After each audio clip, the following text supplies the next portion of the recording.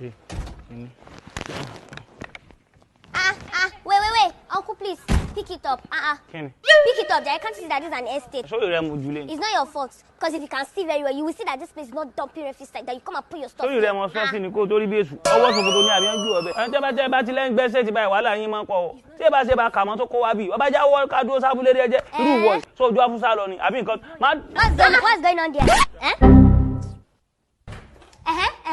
What happened, mommy? Thank you. I was just coming out, and when I came out, I saw him drop a bottle on the ground. I said, pick it up. That's why I said politely, and this man started insulting me. What happened, sir? Ẹ ṣe mọ́ mi ẹ jèrè. Sẹ́rí, ọ̀dà kéèyàn ò bímọ. Kéèyàn sì tọ́jú ọmọ téèyàn bá bí. Wọn ò wú ọmọ sí ọmọ ẹ̀ la.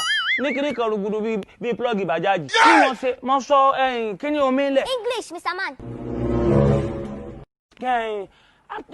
Ṣé bí àwọn ọ̀sẹ̀ kíní ni? Mr. Man, speak in English. Owó yẹlẹ́kọ̀ọ́ mi ò lè speak.